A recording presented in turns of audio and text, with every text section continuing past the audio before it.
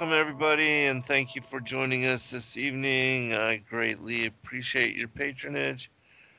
Um, First, happy Thanksgiving to everybody wherever you may be. I hope that you had a chance to get together with your families and share a meal and show gratitude to the Most High for all the blessings and the bounty that He pours upon us as families, individuals, as country. We're so fortunate and so greatly blessed, and this is really the only holiday or holy day that I really honor and revere. I don't celebrate the other pagan holidays, but this one, it doesn't seem to, in any way that I've seen or in any way that I've studied out, to be connected in any manner to some prior pagan celebration. It was just uh, an observance to show thanksgiving, to show gratitude to the Great Spirit, the Holy Spirit, and to the Father for just the harvest and the bounty, and being able to come together with friends and family and um, honor a moment and to celebrate excuse me, celebrate a day. And so those of you wherever you may be, I hope that again you were able to just come together in family, because family is so very important. And family is something that especially those that really love you unconditionally and that have your back through thick and thin. I mean, there's nothing greater than the glory of God. Um, and so I just hope everybody's having a good time, um, and that you are all blessed, and that we're almost to a new year, and this year went by so quickly, and I'm looking forward to the upcoming year and to see the possibilities of a new chapter, a new era, a new day. So anyways, but I have as guest with me this evening Scott Bunnell. He's going to be talking about the recent discoveries that he and his Codesearcher group have discovered in looking into and studying out the Bible codes. And so, Scott, are you there, brother? I'm here, brother.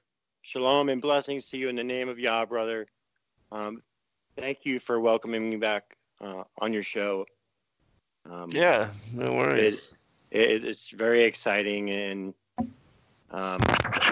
it's just awesome. And likewise with you, brother.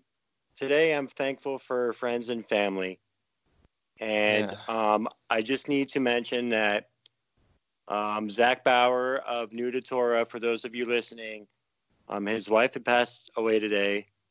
I know that she had been struggling with an ongoing physical ailment. I think it was cancer. And, in light of all this stuff that has taken place this year with division and everything, I didn't have very much interaction with Zach, and I don't even know where we even stood on these issues.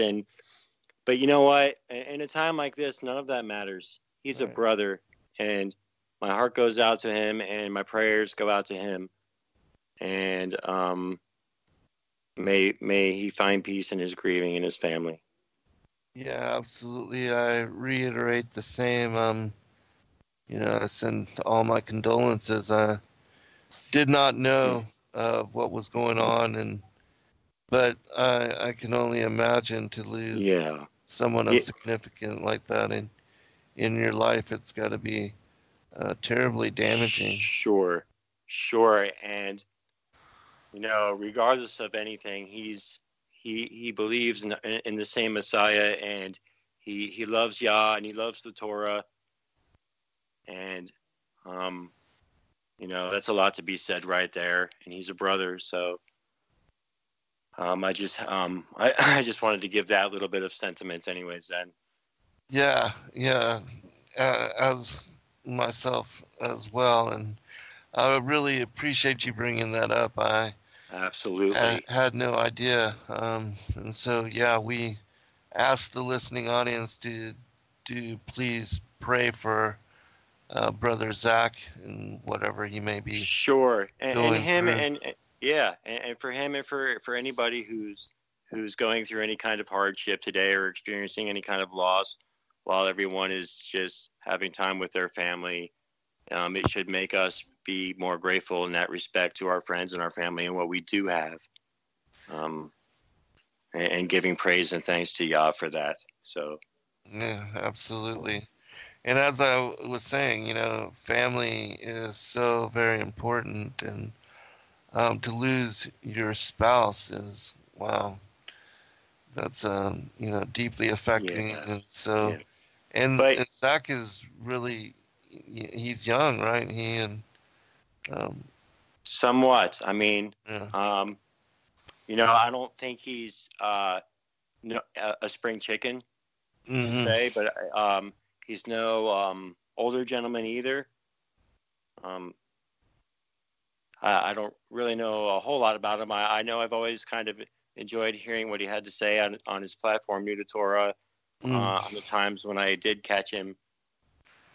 But yeah, so Yeah, I thought he was younger than myself, but he um, could be. yeah. It could be. Sometimes the beard will make you look a little older. Yeah, Yeah, absolutely. it gives Yeah. you that look of wisdom and age and Elder of the prosperity. tribe look, right? Right, Right. right. Yeah. So Yeah. Well, so what have you been up to, and what have you been looking into, examining, um, researching in particular?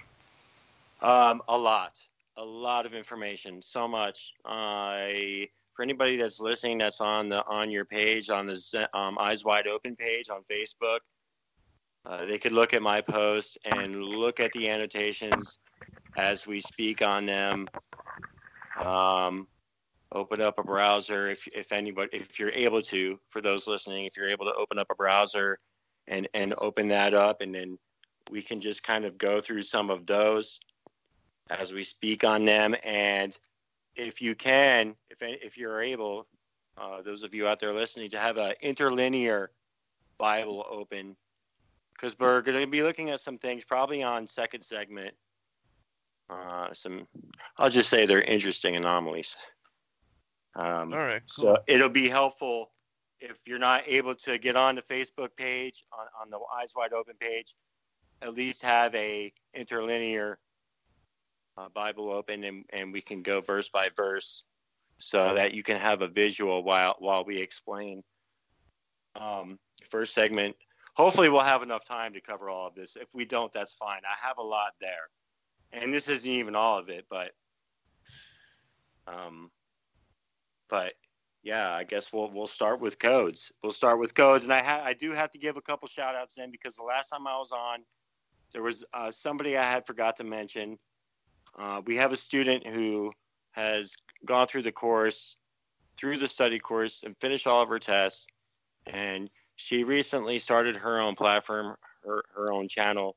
It's called Focus on Bible Codes, and that is Anne. And she is just an awesome researcher.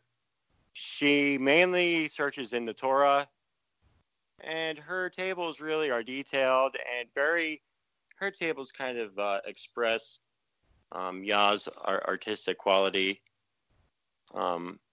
Either way, it's a great channel, and her table is always really neat. And so I'm sure she would appreciate any views or support that comes her way. And I had forgot to brought that up when I was on with you last time, so I just wanted to take the chance to do that. And Yeah. of course, Before we go into the different codes that you have posted here, kind of tell those that may not be familiar with your work, or that of your group, kind of what you do and when y'all get together and how they can be involved, and even what a Bible code is for those that may not be familiar. Sure, absolutely. We meet twice a week. It's codesearcher.com. Anybody who's interested can go there. If they want to get involved, they can get on the site. He also has a channel, Codesearcher, on YouTube. And, you know, it isn't just confined to Bible codes, which I'll talk about here in a second and explain what they are, and how it works and what the purpose is. We're a pretty well-rounded group. It isn't just confined to codes.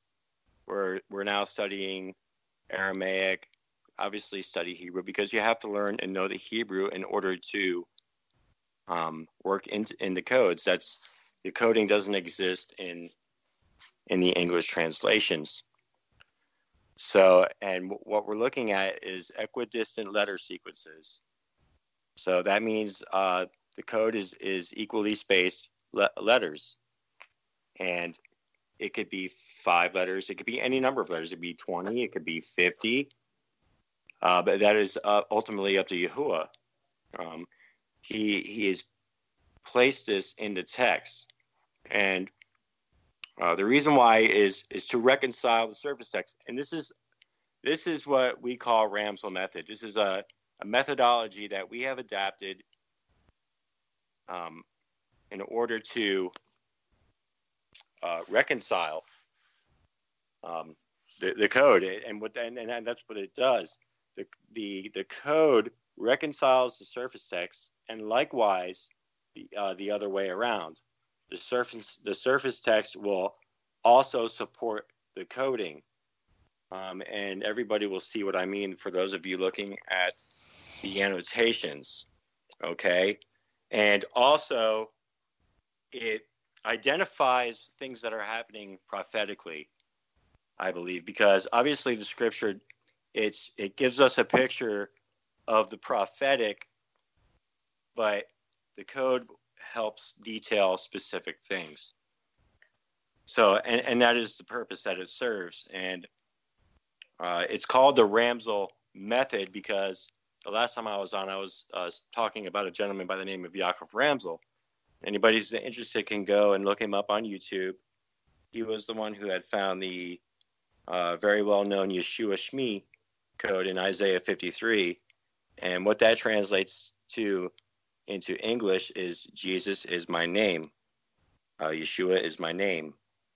And for that to be in Isaiah 53, I don't think I have to explain to anyone why that is profound. Yeah, absolutely. You know, and after it was found, when you look at the extensions, and what I mean by extensions is when you follow the skip, 21 letters, it says, from above, Yeshua is my great name. Wow, that's awesome. Okay, that's combined in just 12 verses. It's a very small passage and a very significant, probably the most profound, significant messianic passage in the whole Tanakh. A paramount Bible code. For anybody who's interested in Bible codes, that should be like your go-to Bible code. So we're going to just see how this is applied. And the best way to do this is obviously with Yeshua codes. Because he's our Messiah. And he said, the whole word testifies unto me. And the Bible codes, they validate that and they back that up. So you're going to see the coding match the surface text. So I kind of threw these, when I uploaded these pictures, I started thinking of more and more. And when we get towards the end of our segment, I'm going to have to kind of bounce back and forth because I didn't arrange things in order. But we'll get through it. Yeah, first, absolutely. Do you have your browser open, Zen? I do. To my post. Okay, very good. I also want to thank Chris Ray at Bible Code Theory Research for helping me out and providing me with annotations. I have some as well, but I love his annotations because they're very colorful, they're very detailed, and he does a great job of conveying what it's saying. Obviously, you can't show codes unless they're annotated. Hey, before we move from this, I wanted to bring something up and ask you if you were aware of it or not. And okay, it has to do with a book that my son just released called "The Word of the Lord: A Comparative Analysis of the Hidden Memra." Okay. Are you familiar with? Because we just did a show on it. I saw the post on it. I didn't get a chance to check it out though. Okay, well, just to give you an idea of what it is, and the reason I'm bringing it up is because it goes right along with this Bible code found in Isaiah 53. Wow. And also with, because what he did is he looked at all the instances in the Tanakh, in the the first 5 books of Moshe and the Psalms, and also we did the study in Isaiah, where we looked at all of in the Aramaic, the original Aramaic, where there is the word of the Lord is mentioned within the scriptures. Mm-hmm. But you see that all of these mentions, like in the Pentateuch, there are 217 allusions to the word of the Lord in scripture. Mm. But in the King James, there's only 12. Okay. And so you see all of these passages which should speak about and allude to the word of the Lord in scripture, they've been removed. But they're preserved in the original Aramaic. And so he did this comparative analysis of looking at the Targum for both the Psalms and the Pentateuch, and at some point we'll be adding the Isaiah scriptures as well. But for right now, it's just the Pentateuch and Psalms. But even in the Psalms, there's almost 100 instances of the word of the Lord being mentioned within the scriptures, and yet there's like 11 in the King James. And so you have like almost 200, 300 times where the word of the Lord is removed from the scripture. And it's hidden that, Christ, the Logos, the Memra, the word of the Lord, had interactions with and was involved in deeply with the patriarchs of old, and also with the establishment of Israel as a nation. And Yes. so these kind of things are lost to modern consideration because they've been hidden, forgotten, and forbidden. And so it's just really interesting that when you examine the older translation, the Aramaic, all of this is preserved. And in the same manner, just as you guys are working and bringing forth, it's also preserved within the Bible codes. Because even though I believe the seed of the serpent had tried to manipulate and to misconstrue the scriptures and to mistranslate them by taking out these kind of things, God preserved them in his own way, within the original translations, as far as the first translation of the Hebrew into a different language, the Aramaic, and then we see here in the Bible codes, which they didn't even know these existed. And there's no way for them to remove this knowledge or these kind of revelations from them either. Exactly. And so that's the most awesome thing. Yeah. You could have said it any better, Zen. He hid this for us. There's no way that the enemy has done this. And I've spoken to some people, And I've gotten reactions like, well, you know, with the Bible codes, that leans towards more like Talmud. Eh, it's silly. It's just a silly answer. Talmud is rabbinical Judaism. It's a volume of inserted doctrine and traditions that don't belong in the Torah. So no, it is not Talmud. It's not Kabbalah. Kabbalah is witchcraft. Right. Kabbalah is okay. They do something in Kabbalah called pulsa denora, which is called, when you translate it, it means lashes of fire. That's basically summoning demons to do harm to people, and then they use amulets and trinkets. And this is not that. This is looking at the word at like a DNA level. Bible codes on their own aren't something that's what you would say dispositive. It's not. I mean, you could use them for a bad purpose. Like if I wanted to, try to find winning lottery numbers or see who my future wife is or find out when I'm going to die or, I could see, that would border on like divination or whatever. Right. But there's answers in place in the scriptures to help reconcile things. It's there. The answers are there. It is, and it proves that it's divinely inspired. Right, exactly. I mean, it's so I'm glad you had said that. It's a good point. Here's a good example. Here's a good example. The first annotation. If you go to Proverbs, this is a very well-known passage. And it shows Messiah. In the Old Testament, Proverbs 30, verse 4, who hath ascended up into heaven or descended? Who hath gathered the fists in his winds? Who hath bound the waters in a garment? Who hath established all the ends of the earth? What is his name and what is his son's name, if thou can tell? And if you set the page margin at 22 letters, just 22 letters, which is very interesting. I'll explain that in a second. You'll see Yeshua Shai, which means Yeshua the gift. Going right through where it says, what is his son's name? It's giving you the answer right now at a skip of 22, which is very cool because there's 22 letters in the Hebrew alphabet, as you would say in English. And Eric Bissell does a really good job of explaining how Yeshua characterizes the whole alphabet, 22 letters. So I find that very interesting that it's at a skip of 22. He is the word.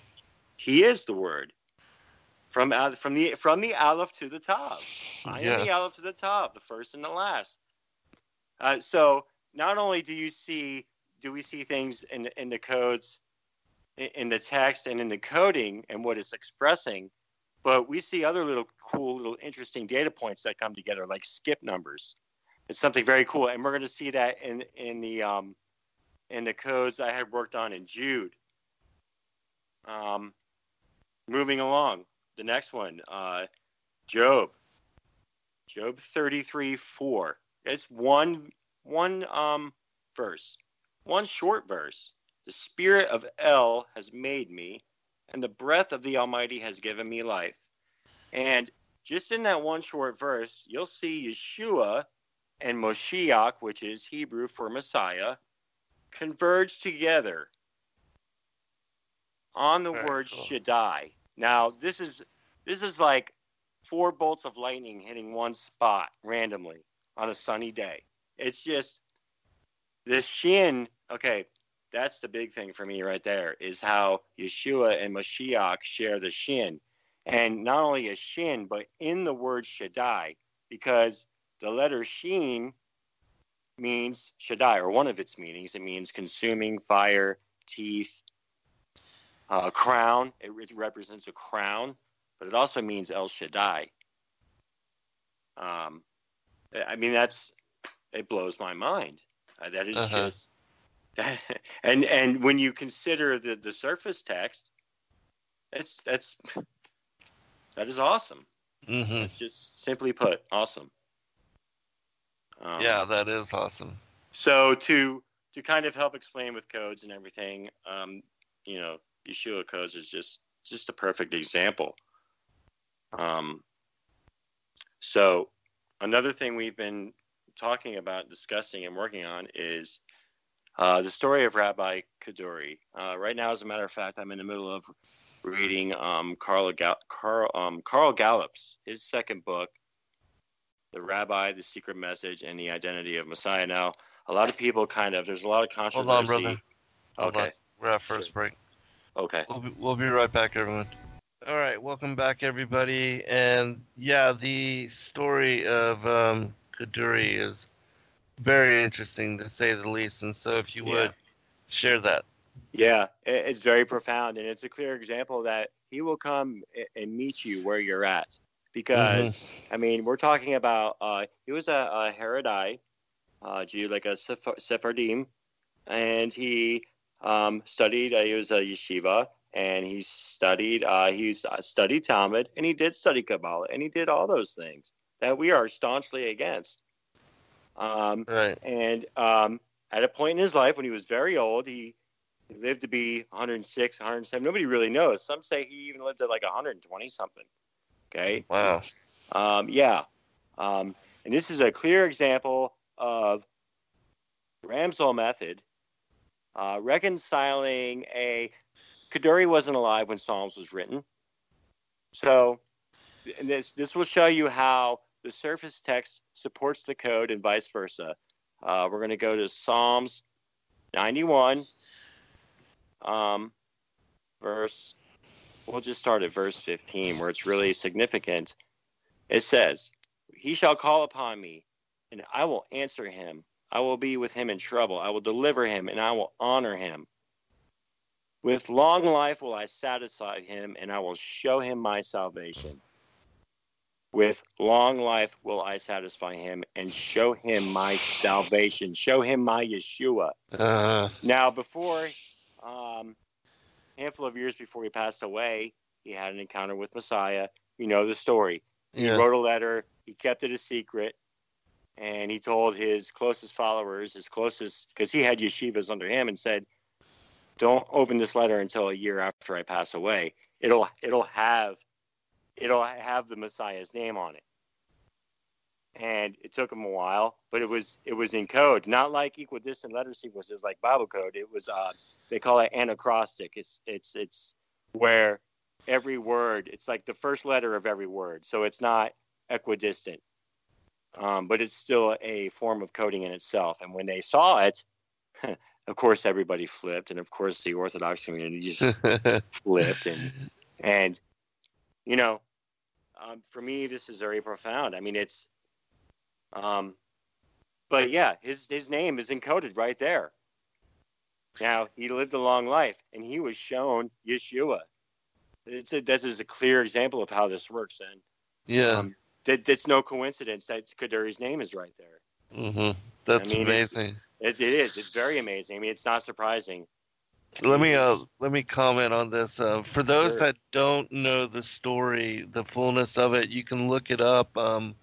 Rabbi Kaduri, and this, I believe that he had memorized the Torah, and that he spoke several languages, and he was very well respected in the community there in Israel, amongst the Talmudists and the Kabbalists, which we know them again to be like the Pharisees, and the seed of the serpent, the synagogue of Satan. And yet he had a vision of the Messiah coming to him, and he wrote the name Yahushua on this piece of paper. And so he admitted, and this is something that the rabbis have denied. And we know that, that's why they killed Christ and denied him as Savior Messiah, and are still awaiting the coming of Messiah. And yet he reveals on this piece of paper, and it was affirmed and attested to being authentic, even though it was something that caused an uproar in the community Sure. that this individual would admit that Yahushua was Savior Messiah when, that was everything that they were against.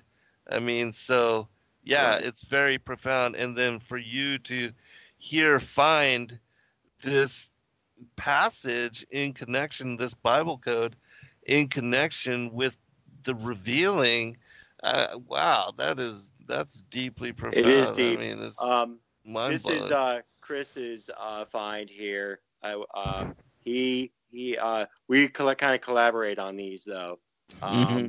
and it's you'll find his name encoded in other places that in Isaiah. And here's the thing, because before he died in 2006, early 2006, on the previous Day of Atonement, and they just thought he was batty, because he was getting old. They just thought maybe he just had his nuts rattling around up in his head, a few nuts and bolts and screws loose up there. And he Uh, gets up on the bema, which is their podium in the synagogue, and instead of reciting the normal scheduled Torah portion, which would be out of Jonah, I believe, he starts reciting Isaiah 53. awesome. That is And awesome. so that just that's another kind of witness and to that whole situation. Let's clarify too. For those that don't know Isaiah 53, it is a messianic prophecy contained within the book of Isaiah, which Isaiah was the prophet that spoke of in great detail of the coming of Messiah in many, many deeply profound passages. And so, but Isaiah 53 is one of those that alludes to without question. And it's one Mm-hmm. that even now, many people like that, the Jewish people, even my friend Stephen Ben Noon, he talked about, Isaiah 53, and others, and that it was profound for bringing them into belief on the Messiah. And so it's something that is very clear. And yet, the Jews, some of them still try to deny and try to skirt what is clearly revealed as messianic prophecy within Sure. it. And so, Sure, but they'll yeah, tell you, they'll tell you that chapter is talking about Israel.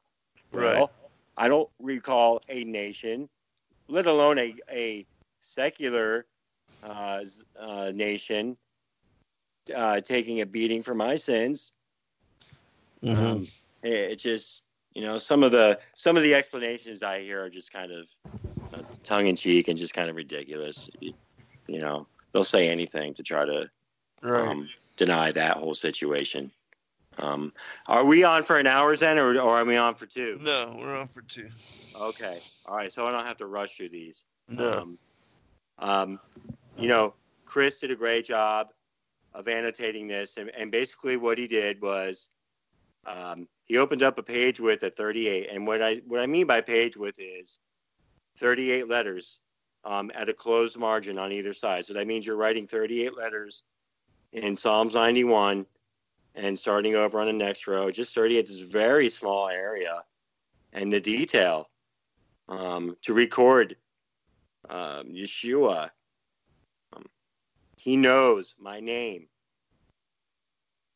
He anointed the note. It's before Yahuwah in the spirit.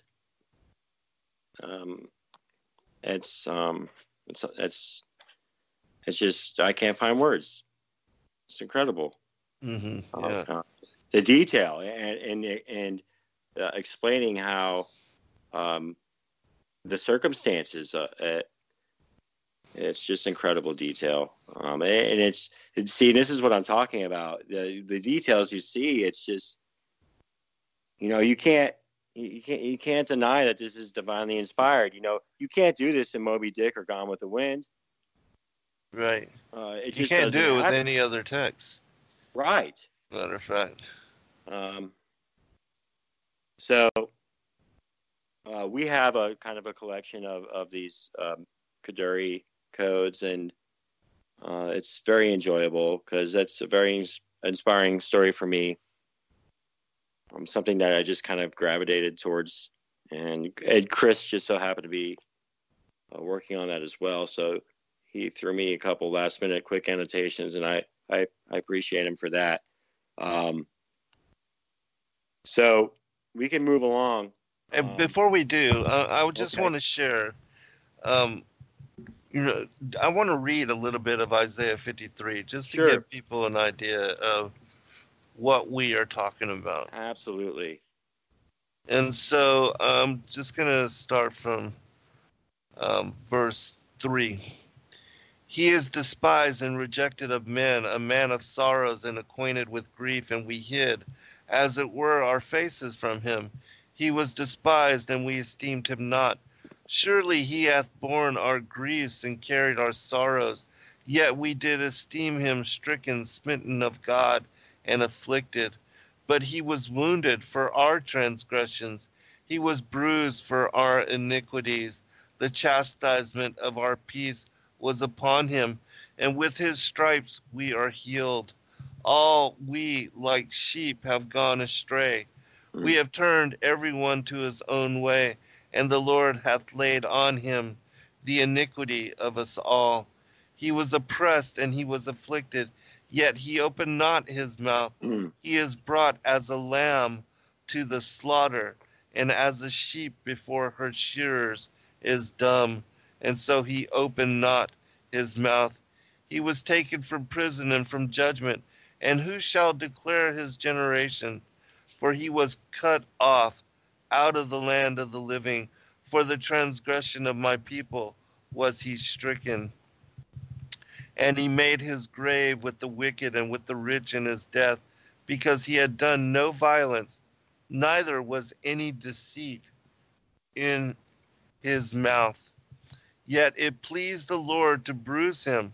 He hath put him to grief when thou shalt make his soul an offering for sin. He shall see his seed. He shall prolong his days, and the pleasure of the Lord shall prosper in his hand. He shall see of the travail of his soul, and shall be satisfied. By his knowledge shall my righteous servant justify many, for he shall bear their iniquities. Therefore will I divide him a portion with the great, and he shall divide the spoil with the strong, because he hath poured out his soul unto death, and he was numbered with the transgressors, and he bare the sin of many, and made intercession for the transgressors.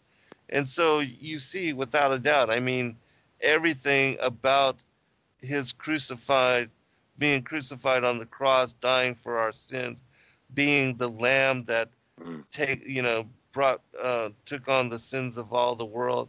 I mean, undeniable. Even his clothing being split, and that they casting lots. Yeah, yes. Casting lots for it. I mean, you cannot deny. I mean, that it's messianic. Hallelujah. Yeah. All right. Continue. Yeah, and to find just within those few short verses in that chapter, at a skip of 21 letters, Yeshua is my name. It's that's amazing. It is. So it's understandable that's why we go to that as like a highlight example for Bible code, and why and how it works. Just beyond incredible. No words. Yeah, that's amazing. Rob and I were talking. We did a show last night. We were talking about how studying the extra biblical books and the extra biblical texts, and finding so many different passages that are messianic and allude to the Savior Messiah. It's like, it's like having a treasure hunt. And exactly what you guys are doing, with the Bible codes and seeking out all this. I mean, it's so in similarity. our work is same, just in different platforms. Yes, absolutely. Absolutely. That's a very good way to put it. And speaking of extra biblical texts, we're going to be talking about Enoch and, the fallen watchers, which is a hot topic. Lots of people have always asked about that topic, and it was something personally that I never really got around to. So I decided to take a look finally, and I just recently, I've been doing this for 2 years now, just about, and I just recently got into looking in the Aramaic Peshitta, which is something we started doing, and for ongoing now for a few months, and we're seeing a lot of interesting things and getting a lot of interesting results. We're still testing out our results and using the Hebrew construct versus the Aramaic construct, because when you get results with the Hebrew construct, we're kind of just doing comparative results. And we have a student who's using now strictly Aramaic construct in the Aramaic and getting awesome results. It makes sense. It's also interesting when you get results in the Hebrew.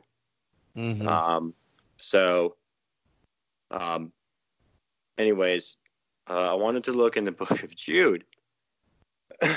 So I just kind of was going through some ideas, and I'm like, oh, I just start looking for the watchers. I mean, this is obvious because Jude, that it's what it's about. And, we can go on, we can spend a long time going on a rant about, why it's not in the Bible. It is scripture, whether people like it or not. Number one, right. Jude, regardless of there's a lot of debate on who he is and what have you. If he was a half brother, he's named as a brother to James, so he was essentially be a brother to Yeshua, a half brother, or however you want to place it. And so he obviously spoke to Yeshua about these things, and he had access to Enoch. So it's just undeniable. And so we're going to see this method being applied, and we're going to see the results. And it's just astounding. If you go to the 200 Fallen Watchers annotation there in Jude, and Jude is a very short book. It's only 25 verses. And I was kind of looking at the names of these fallen watchers, the chiefs of tens, right? Mm-hmm. This is where we get into like the first couple chapters of Enoch, where he's naming the chiefs of tens of these fallen watchers, because I guess they were like little, you have like the head top guy, and then you've got like the little captains, lieutenants or whatever. Right. So the translations, they kind of vary. I'm right now I'm just I've been kind of going back and forth with it. I'm pretty satisfied with this, but I'm trying to find some of the other watchers, and the spellings of the names get it's kind of tough. You can go in circles with the Aramaic, and then with the Hebrew, they vary. But Azael or Azazel, it's speculated that he's the leader, but Shemyaza was the one that was named as a leader. But Azazel or Azael, it's a truncated spelling, but it's the same one we're talking about. He was the one that all the sins were placed upon him, because he had taught men. Here, just let me. I got books and notes everywhere here. I've got your book here, The Collected Works of Enoch. Yeah, that's a good one. Azazel taught men to make swords and knives and shields and breastplates. He had made known to them the metals of the earth, the art of working them, the bracelets, the ornaments, the use of antimony, the beautifying of the eyelids, which is makeup, all kinds of costly stones, and coloring tinctures. I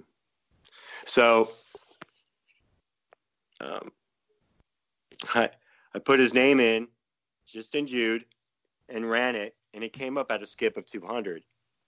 You're talking about Azazel, right? Yes, we're talking about Azazel, the scapegoat that's named 3 times in Leviticus. You know, the one that they put the Yeah. ribbon on and send out into Yeah. the wilderness. Right. I Right? wanted to bring something up to your attention as well. Sure. Do you know that Shemyaza, it means my name is Aza? Asa, yes. Shem is name. The word Shem is Yeah. name. Yeah. Yeah. So Yes. that what people believe, because Shemyaza, they believe that that is another name of one of the chiefs of the fallen angels. But in my opinion, it's just another title alluding to Azazel as the main one. And in my opinion, Azazel and Satan and Samael, they are all the same individuals, which is Oh, why all the sins are ascribed to Azazel, because he is Samael, the angel of death, who is Satan, the adversary of man. right. Yeah, it's very interesting. There's a lot of debate that goes around about, naming that position, but that makes sense.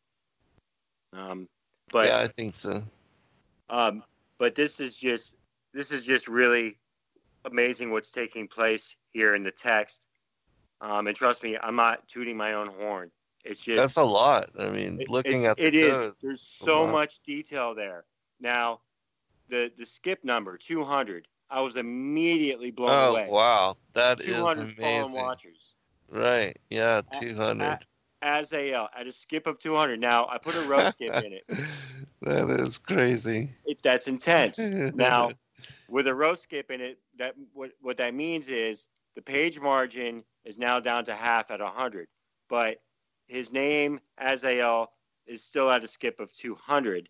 Now, this kind of gives room and opportunity for other things to appear in a text. It is not manipulating the text. Mathematically, it is still correct.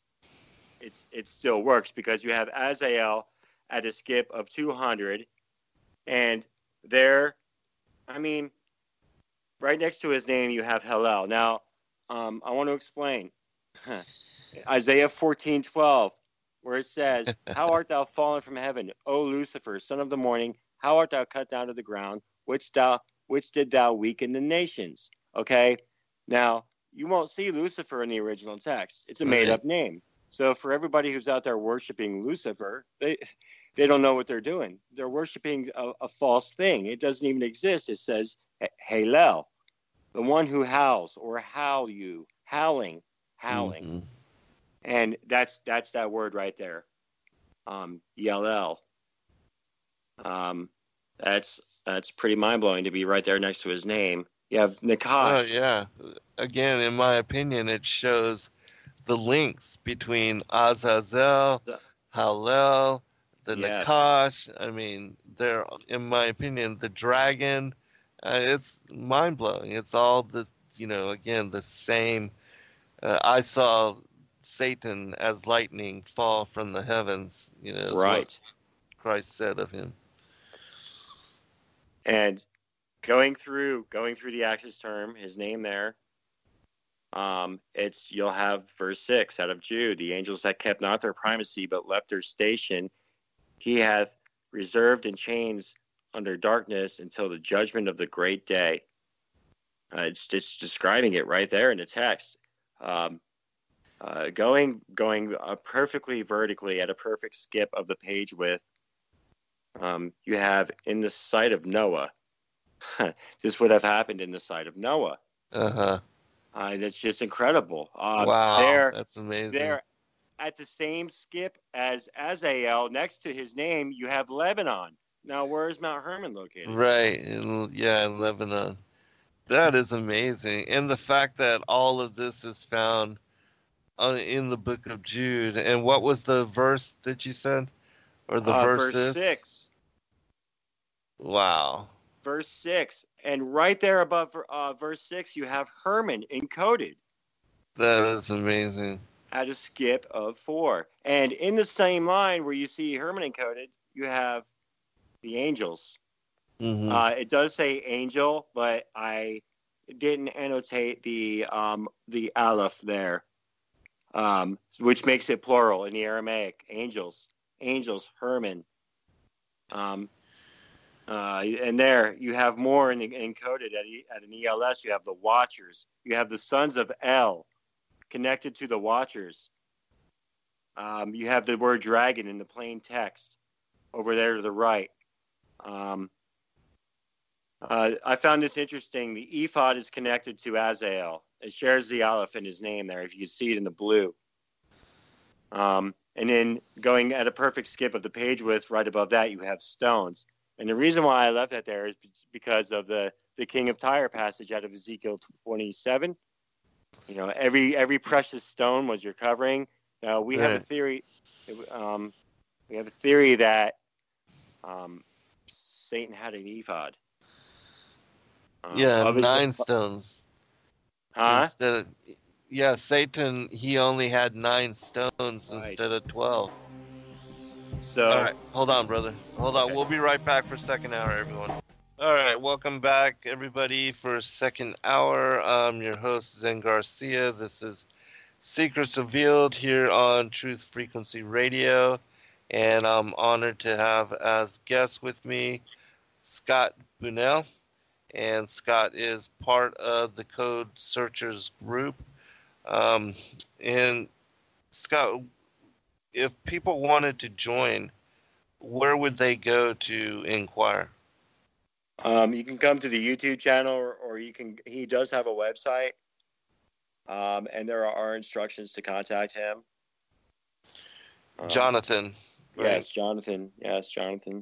And just last name. Wright, Wright. Jonathan Wright. Okay. And it's not, like I said, it's not just confined to codes. It's well rounded because we believe in obviously Yeshua, Messiah, and restoration of the Word. Amen. And it's been branded as a cult and stuff like that. And listen, we're way too diverse to be a cult. All right. I mean, and trust me, don't think it wasn't a concern of mine when I because that's how I came upon Codesearchers, because I wanted to learn Hebrew. I had all of a sudden I had just like an itch, like I want to learn this Hebrew.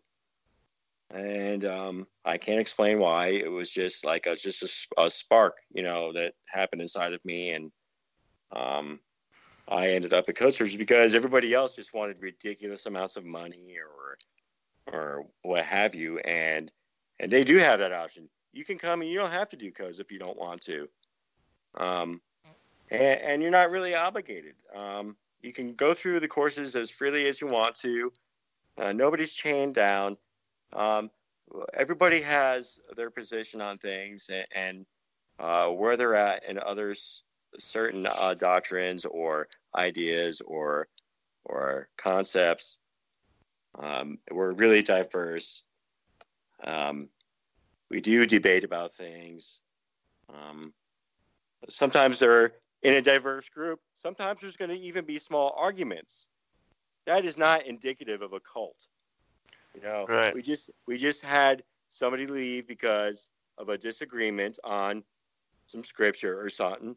And of course, the easy way out was, oh, well, you guys are a cult. I'm out of here. Mm-hmm. It's been a great place for me to learn and go further in my walk. And just for me personally, it must have been purposed or something for a guy that failed Spanish in high school to just in a couple of years, reading in a Hebrew Tanakh. It's just personally, it's profound for me, and very grateful for Jonathan and all the other people that are there in the group, and our fellow researchers and everything. Just so grateful for them. It's a great group, and we have a great time, and so much is learned. And it's not just it's not just with the codes. It's just, learning scripture. It's been a great way for me to get into the word. You share anything, right? Huh? You guys share everything and anything of interest. Yeah. We cover a variety of topics. And like I said, there's a lot of diverse opinions. So, yeah, we meet twice a week. Like I said, there's no obligation. If you can only come at certain times, that's fine. We're there. And Jonathan on his channel, he tries to put up as much content as he can. And there are other students there as well that are putting in content, just to kind of keep things moving. I mean, we just operate how the Spirit moves, Uh-huh. Well, before we went to break, we were talking. You were bringing up the ephod, and I was talking about how Satan. It speaks about how he has 9 stones of the 12, and that the high priest has 12 stones, one for each of the tribes. Yes. Yeah, I find that interesting. I didn't know if it was 9. Now, could that be? Are they missing? Were they missing, or was it just purpose for 9? Yeah, God didn't give him all the mysteries of heaven. Okay, all right, that makes sense. Yeah, he purposely did not reveal to him everything, because he knew he would rebel, and he would also bring the mysteries of heaven down in order to corrupt and lead astray humanity. Right. Exactly. Yeah. The list of watchers here in chapter 8 in Enoch, or going into 9, describe that very well. And I'm going to make a point about that here in a little bit when we move on. But I know it was a discussion and an idea that we were going back and forth with, just because of that chapter, the King of Tyre chapter. And there's some speculation and ideas that this was passed down to, or somehow Cain ended up with it. And obviously the only way to reconcile that would be encoding. When you read, is it chapter 5 in Genesis that gives the lineage of Cain? Yeah, chapter 4. Chapter 4. That's right. I mean, it's a replica lineage of Adam, except the evil part. And, right. Perhaps the ephod was used to go back and forth, or to come down to Herman. So it was just something I looked for in the coding here, and I just found it interesting that it was attached to his name there. So if you move on down to that second annotation of that table is right below that, but that third one, after I had worked on that first one, I went back and took another look, and at a perfect skip, you'll see the word cloud giants in the blue. I don't know if you see that over there to the right. Right next to Lilith. I thought that was interesting because, that story out of the Lost Books of Adam and Eve. I thought it was interesting. It was there. It's a different table, but it's the same. It's the same skip page margin. That's indicated with some of the other terms that I had left in there. To the left there, you'll have the term "the ones descending." Yaredim. The word Yared is, as you know, descending. Yes. And then the yod and the mem. Yeah, the yod and the mem at the end there make it a plural, im. So you have that expression and that idea of it being plural. The ones descending.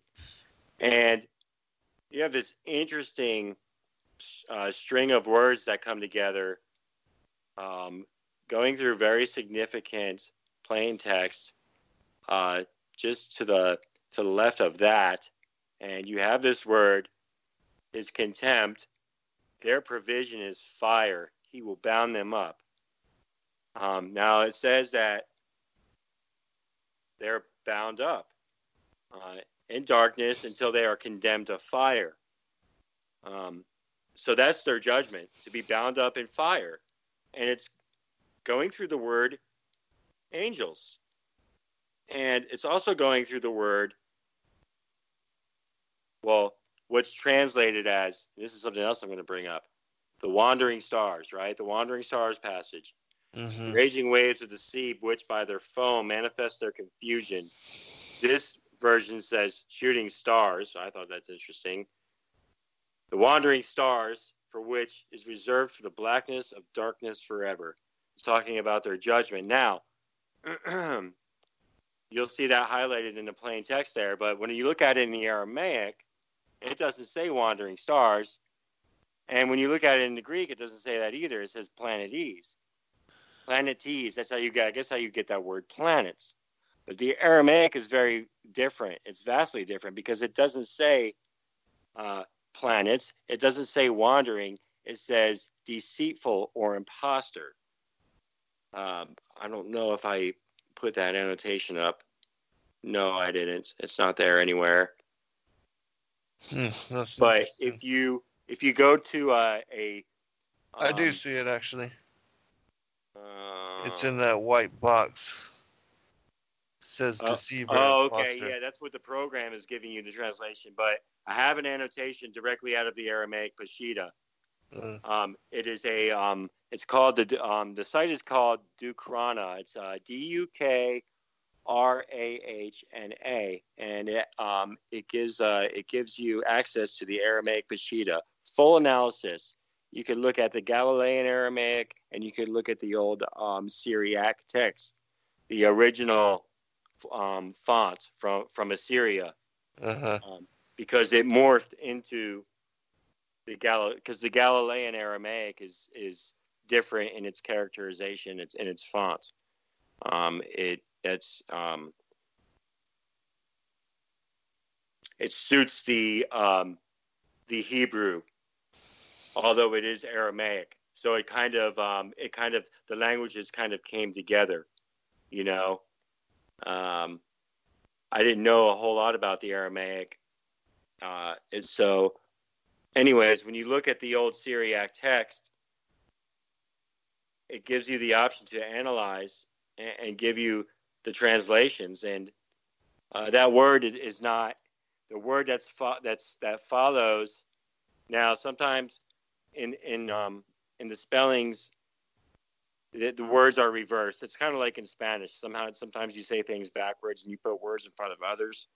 It works the same way in Hebrew. So the following word there, it's not wandering, and it's not planetes like it says in the Greek. It's deceitful or imposter stars. So, you know, it kind of almost gives an indication that if they're deceitful, they must have intelligence. And, you know, if they're intelligent, then what are they? You know, so then that gives you a whole new kind of idea about cosmology. You know, and stars I know are sentient. Yeah, you know, and I want to tell you something, you know, and this may kind of sound weird to anybody who's listening. You know, when I was a little kid, I remember looking up at the sky. I was a real little kid. It's always stuck with me. And it's almost kind of, well, nothing's a coincidence. Here I am talking about it and examining this passage. But I remember as a young child looking up at the sky and going, the stars are talking to me. Like, I didn't know what they were saying, but I just felt like they were watching, or like they were alive or something. And, you know, when you read passages like all the stars shouted for joy, and you read things like this, you know, it makes you, you know, think. Right. Yeah. And put things into consideration. And with all the new outlook on cosmology and everything, you know, you've got to wonder. Right, because in the biblical cosmology, it specifies how the stars, they have free will to choose to maintain their circuits or not. Right. And like the wandering stars that didn't, they were replaced and they were cast out or darkness. And so, Yes. yeah. Yeah. So, That is and then described. also, with regard, now that we know that the sun, as it's moving closer to the Tropic of Cancer, its its revolution is shortened, so it slows down. And as it moves outward towards the Tropic of Capricorn, as we see it now, we're almost, to the longest day of the year, that it has to move faster. And so the sun is adjusting its speed every day in order to maintain oh, one revolution with one 24-hour day. And so that shows sentience as well. Right. And it also says in the second book of Enoch that, the stars, I mean, the sun is lit by the light of 1,000 angels. Yeah. Yeah. Yeah, so, Yeah. all That's those things are fascinating. yeah. Yeah. And that's greatly detailed in what it's the courses of the heavenly luminaries in chapters 72 through 82. And there's Right. there's a lot of detail on that. So Yeah, well, let's keep going because it seems like you yeah. have quite a number here. Yeah, I do. We're gonna move on to something else here in a But minute. let me just say, this one in the book of Jude, I mean, we could spend 2 hours on Oh this my one alone, goodness. and Oh it's yeah. so deeply It profound. is so, I mean, the detail that, and not just the detail, the amount of them. Right. And the profundity of this one code Yes. in itself, is absolutely mind-blowing. Yes, the correlation and the validation of the account of the fallen watchers, all Mm. right there contained in Jude. Jude will give you a couple strong details, and now with code, it just packs in all those extra details Mm-hmm. to back up and then verify the Book of Enoch in the Aramaic Peshitta. Right. Oh, let me make a comment too as well with regard to the Peshitta for those that don't know. Um, and in my opinion, there's that the Aramaic, the Peshitta, and the Syriac, that was a different root, and this is what the Eastern Orthodox churches use. They use the Aramaic Peshitta and the ancient Syriac text, whereas the Western Orthodox churches and what is the Western portion of the Roman Empire that came up to be the Roman Catholic Church, they use the Greek, the Septuagint, and the Mm-hmm. Masoretic text. And they're very much different. People don't realize this. Yes. Like, for instance, the Holy Spirit is regarded as feminine in the Aramaic and the Peshitta and the ancient Syriac. Even the Mm-hmm. words for Ruach are feminine. And so these kind of things were altered in the Greek text. And then again, the translation of the word of the Lord, which is found so many times in the ancient Aramaic, is been, diminished and um, extirpated from the Greek and the English. And so, in my mind, it can't be accidental because there's too many instances and it shows organized effort to Yes. try to hide and try to expunge this information that Yahushua was and is Savior Messiah. So Yes. Yes. And not only that, but to twist doctrines around, because exactly.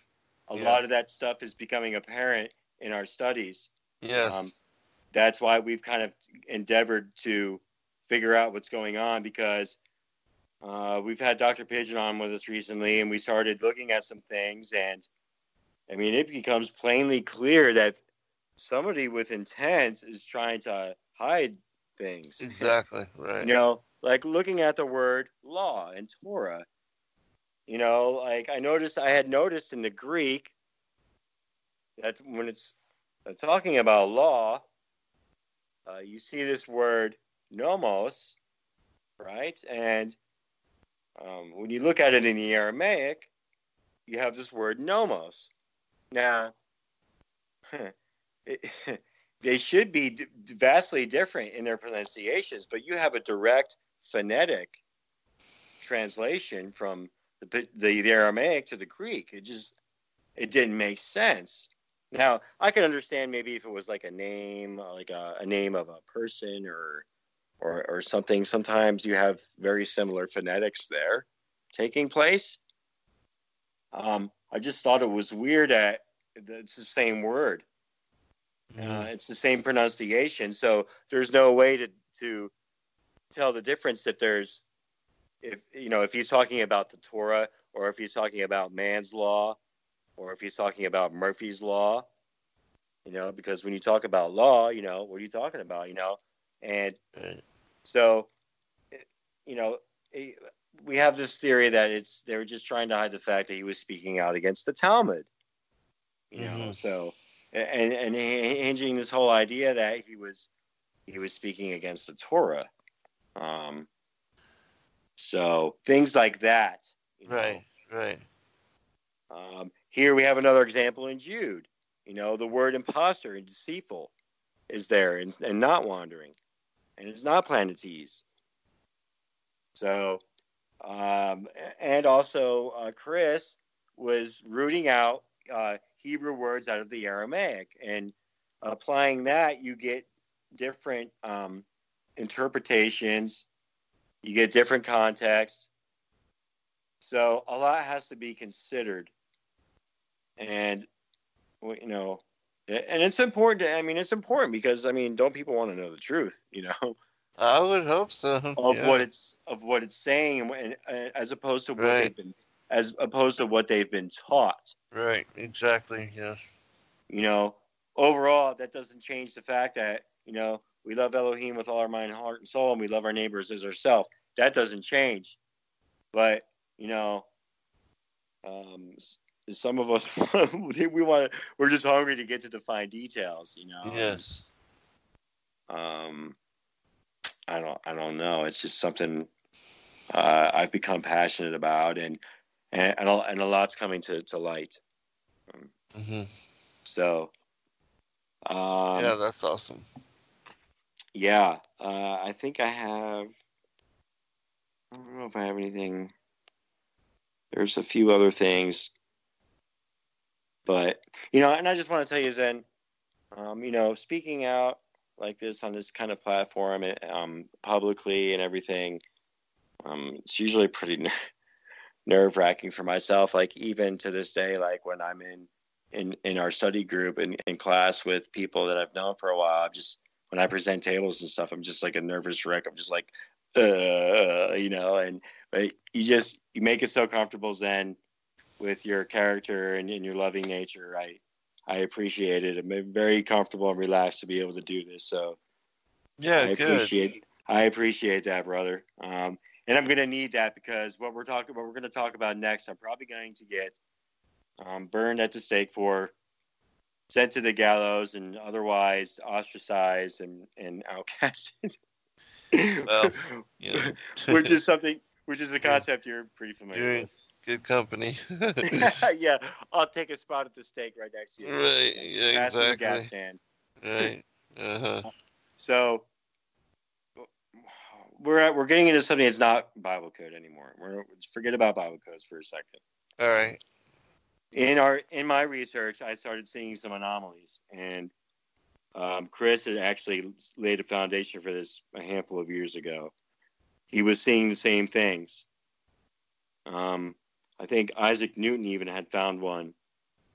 And what I'm talking about is words as years.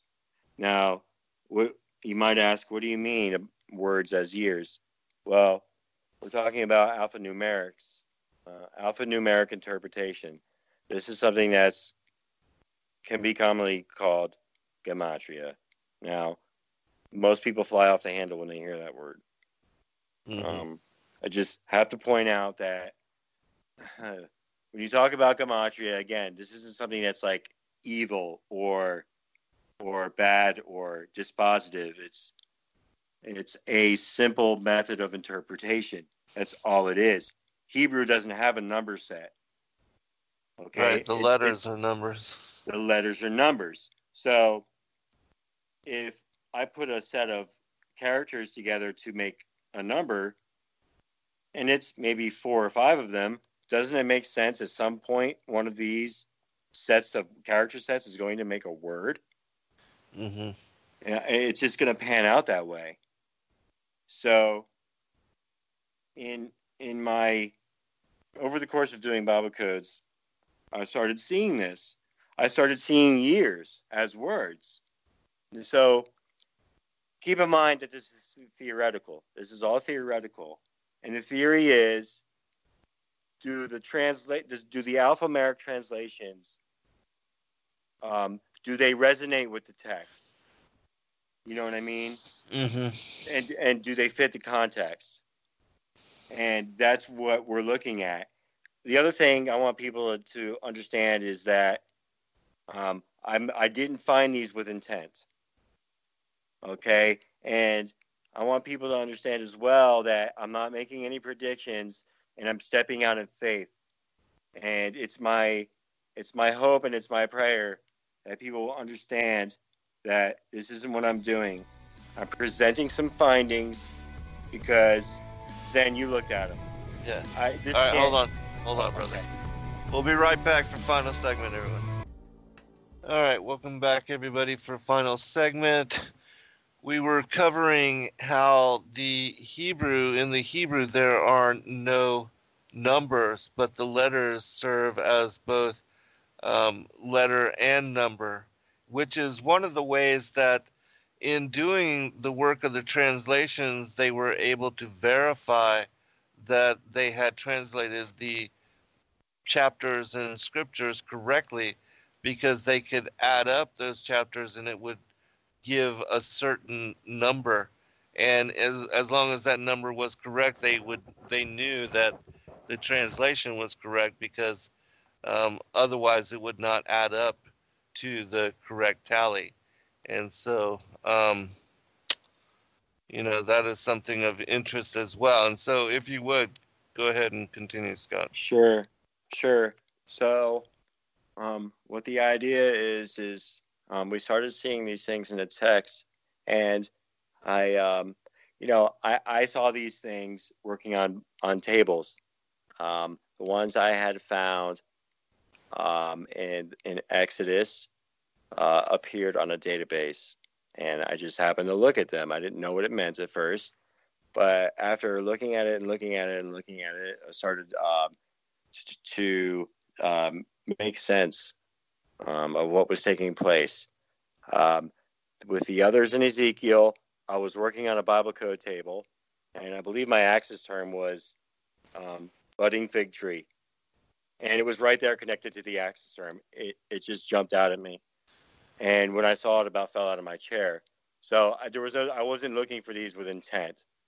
I had no intent. It's just something that I just happened upon. And I've been sitting on it for a while. And it's been an inner struggle, really. It's not easy. And at the same time, I just have to repeat that this is just theoretical, something to look at. I mean, you've looked at it, Zen.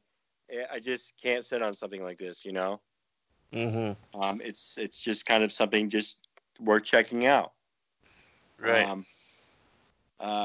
So we're going to look at the ones that are past, have already passed, and just kind of ponder, the possibilities.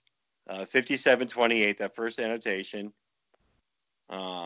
it appears there in Psalms 13:1, Jeremiah 2:32, and Isaiah 49:15, which is the one I just kind of want to speak on because we're kind of running out of time, and I could spend a long time talking about this. And this is the light unto the Gentiles passage there in Isaiah. And it reads, Isaiah 49:15, can a woman forget her suckling child, that he should not have compassion on the son of her womb? Yea, they may forget, yet will I not forget thee. And that first word, alphanumerically, is 5728 on the Hebrew calendar, which was 1968. Why is that significant, and how does it relate to the text? Well, 1968, you're just following now. You're proceeding the Six-Day War. And Israel, as a nation state, has gone in. They've gotten Gaza. They've gotten Sinai. They've gotten the West Bank. They've got East Jerusalem. And when I talk about Israel, I talk about spiritual Israel. I talk about the house of Israel. I talk about two-house Israel, Ephraim and Judah, and how the system, how the identity has been completely hijacked by political Zionism. Right. Okay. And people have no understanding of who or what Israel is. And so this kind of identifies Judah's recognition of Ephraim. Judah's supposed to carry the banner in that passage, and it completely left Ephraim out of the picture, and right. taking land, and not recognizing the rest of Israel, and creating a political nation instead of a spiritual nation is the best way for me to explain that. So, preceding this Six-Day War, and after everything in 1917 with the Balfour Declaration and right. All of that, Ephraim giving over the land and recognizing a political Zionist state. So it's all in relationship to that. And the Jubilee, declaring a Jubilee and not following through with Leviticus 25. That is huge. I mean, the prophecy of Shemuel ben Judah, the things that took place do match, but was it a real Jubilee? Was it Yah's Jubilee? Or was it a false Jubilee? Because if 2017 was an actual Jubilee, I mean, you would think that the regathering would have taken place and, all that would have occurred in it, and it hasn't yet. So that's all in question now. And something else we're looking at, we just kind of brought it off the table for now because it just kind of got into not a heated debate, but, we kind of went around in circles with it. And, ultimately, let's just face it, there's some unclear things, and there's a lot to consider. Now, you're speaking about Synagogue of Satan, right? The Synagogue of Satan? Yeah, as the false Zionist state, as far as the Talmudists that are in charge and running Israel. Yeah. Thank you. See, those this is who my say area they are Jews but are not. Right. Yeah, that's all part of it. And, right. And there's influence from the Vatican and everything else because, you don't own land in Israel. You kind of just lease it from the state. I mean, but if Rome wanted to get land there, they could own it there. Yeah. And how they're trying to turn it all over to the United Nations. Sure. Yeah. Yeah, that's all part of it as well. And even here in America, I mean, we gave all of our national parks and put them under United Nations control. I mean, those kind of things. But, yeah. Exactly. So to see that there that year, it kind of makes sense when you consider that whole thing with the identity crisis. Mm-hmm. Daniel 8:12. Now we're getting into Alexander the Great coming in and kind of taking over after Medo-Persia, right? And this is where it's talking about the goat and the ram, okay? And obviously this is when Antiochus comes in and the abomination, slaughtering the pig, all of that. Food sacrifice unto idols, Maccabees, Maccabee 4, trying to force the high priest Eleazar and his family to eat food sacrificed unto idols. Right. And if people aren't familiar with that whole story, Antiochus Epiphanes, he had the lion men of Moab carry out the torture of the Israelites. And so that's a whole interesting concept as well. Yes. You'll see in the text, I'll just read the verse. And a host was given to him against the daily sacrifice by reason of transgression, and it cast down the truth to the ground, and it practiced and it prospered. This is talking about the abomination. And that second word from the last there in Daniel 8:12 is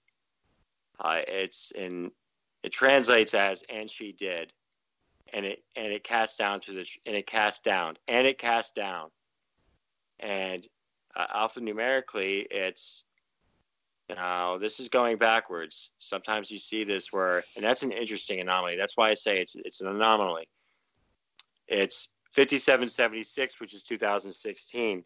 Now, the reason why we think that's significant is this is when Trump comes into office, and he's, as everybody knows who's been following along, that Trump is he's like a typology of Cyrus. Cyrus type, yeah. He's a Cyrus figure. And he comes into office, and this is when this whole process begins now, because he gets together with the Palestinian leader, right, Abbas, and begins this whole process. And he's a supporter of the establishment, and he recognizes Jerusalem as the capital and in full support of building this temple. Now, the timing is in question. We're in close proximity. Did it start a 7-year period? Well, I don't know. No. I mean, if it didn't, it's close. So now we're within proximity, because now, I mean, what just took place this year? They slaughtered a blemished goat on the Mount of Olives. Right. It's an abomination. Now, is it the one that took place in Daniel 9 that it's talking about in Daniel 9 or in Matthew 24? Well, no, because it didn't happen on the Temple Mount. But we're seeing like a rehearsal, and we're seeing animals being slaughtered in the area. And he said it's finished, it's done. And here they are sacrificing animals again. Mm-hmm. So that's something to consider when you think about things that are taking place prophetically. Here we are, moving down to Isaiah 42:3. A bruised reed shall not break, smoking flax shall he not quench. He shall bring forth judgment unto truth. Okay, 5786. Okay, this is where we get into future dates, okay? And cool. Yes, the future. Oh my goodness. And I just, something I want to say about that. I'm not going to spin any kind of crazy ideas. I'm just showing what's there. Mm-hmm. If it's okay for people to, look at the weather and forecast the weather and forecast space events like eclipses and stuff like that, how could it be wrong to examine the word of Yahuwah? Right. For answers, going there for answers. Now, if I was in here trying to spin crazy doctrines and stuff, well, which is something I already dealt with, and it's in similar subject material. It's kind of ironic. We're going to get to Exodus 9:31 here in a second and talk about that. But we're just looking at these words and seeing how they translate into these years. It's interesting. Exodus 9:31. I'll just get right to it. And the flax and the barley was smitten, for the barley was in the ear, and the flax was bald. It means in the pod. This word flax, hey tau shampe, that's 5780. That is 2020. If you look at that second annotation from the bottom, if you look at the second annotation from the bottom, that's my annotation. 5780 is flax. And we talked about that and was pondering that whole concept. And well, flax is used to make linen. And in Revelation 19, let me just read it here because I want to read the passage that's right before that. Revelation. The bride is given the fine linen. 19. Okay, here we go. 8. Oops, we'll go back. Just bear with me here for a second. And to her was granted that she should be arrayed in fine linen, clean and white, for the fine linen is the righteousness of the saints. This is the marriage of the Lamb. Okay. Flax is used to make linseed oil and textiles and fine linen. So how is that significant? Well, perhaps it's time to get ready for the wedding, you know? That's how I could construe that. And that could be, with the hay at the end, it's 2025, 5785. Another interesting thing is when you look at that word barley, shin ayin resh, barley, when you spell it backwards, it's earthquake. Okay, now I'm not sitting here and saying there's going to be earthquakes and stuff in 2020 and 2025. Okay, but if there is, you know, there was a hint. Okay, I'm not saying there's going to be, but it's kind of interesting when you see it that way in the text because I had to put this picture up. Have you ever seen a can of Quaker Oats? Yeah. Barley is used to make oats. When you spell it backwards, it's the word quake. Interesting. Yeah. A friend of mine brought that up. Actually, it was Chris who brought that up to me. And you know, maybe they knew. You know, maybe they knew kind of some of the hidden secrets like that. You know, and the way it operates. You know what I mean? I don't know. You know what I mean? It's just something to look at. Right.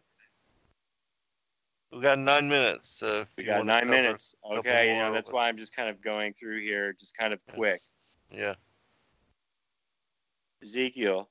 All right, we're just going to get to the juicy part. Ezekiel. I'm scrolling through here.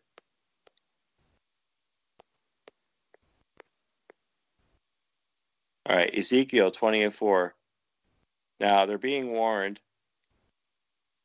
and they're being, well, not rebuked.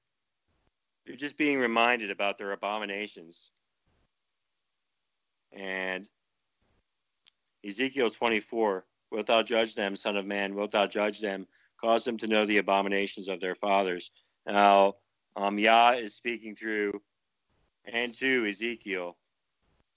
And alphanumerically, that word, you shall judge, is 2029. I mean, that's just what it is. 5789. You have it there in 20, verse 4, and you have it in 22:3. Oh, no, I'm sorry. You have 22 in verse 2. 22 in verse 2. You have it there twice. Okay? And what's interesting before that is you have the Son of Man in the text. Now, we know why that's, significant, because that's what Yeshua referred to himself as, the Son of Man. You know what I mean? But here's the thing, another thing to consider. At the time, he was warning them about the destruction of Jerusalem. So when you consider the context, maybe it has something to do with Jerusalem. You know what I mean? But overall, since we're running out of time, here's what I gather. Regardless of whether this is accurate or not, get ready, because we should always be ready, okay? And considering what's taking, yes. Yeah, sure. And in light of what's taking place right now, especially with the 70 Nations Conference and the animal sacrifice that is taking place, this whole situation with this Malki guy and the animal sacrifice, I mean, it's huge. 2020 is being the flax and the fine linen. For me, that means rehearsal time's over. Like, you can kind of act a fool during rehearsal and spill drinks on yourself and clown around. But now it's time to put the linen on and keep it clean and just, the wedding's about to start. Shh, quiet down. You know what I mean? For me, Right. That's how I take that for myself. And I'm going to do everything I can and fight tooth and nail to do that, because whether or not it's accurate or not, it impacts. It has impact. It has impact. And I don't want people freaking out, and I don't, don't go changing your lives and doing this and that, and Well, actually, a lot of people need to change their lives. Well, I mean, yes. A lot of people don't take kingdom that is seriously. A true statement. That is a true statement. But as far as selling everything you got, blah blah blah. Oh yeah, right. Just because based on what I'm telling you, okay? Right, like I said, this is theoretical, and this isn't easy for me, Zen. I mean, it's hard, I'm gonna have backlash for this. I'm expecting severe backlash. This is just interesting stuff that's just jumped out in the text. Some people would have a better time explaining all of this. It's just, I just had to present this because, like I said, I can't see stuff like this and just let it sit there. If the sword is coming, warn the people. Absolutely. And the 2020s are. I don't want to give my opinion. I don't. I don't, because then I would just be,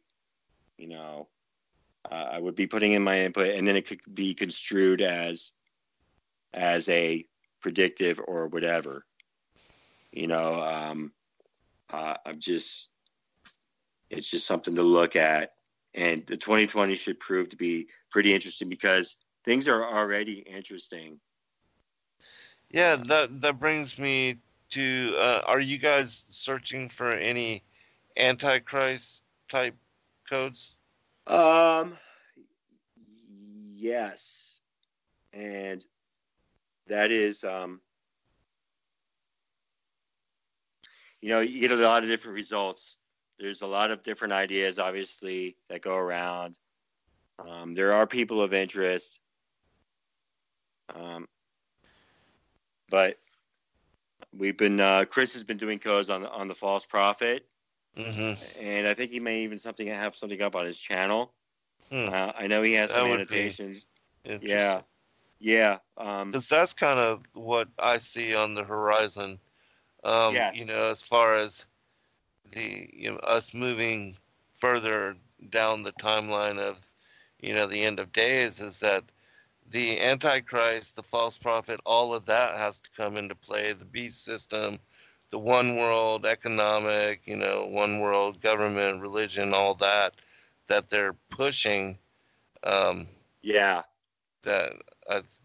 has to come into play. They're expecting Mashiach, and we know that their Mashiach is going to be not the real Mashiach. Right, yes. Exactly.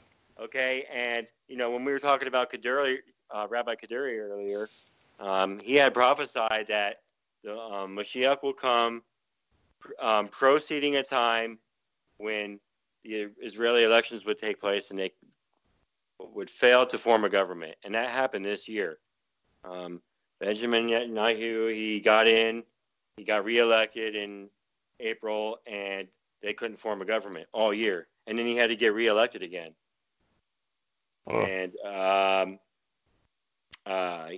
so that should be, we should see somebody stepping into the scene pretty soon.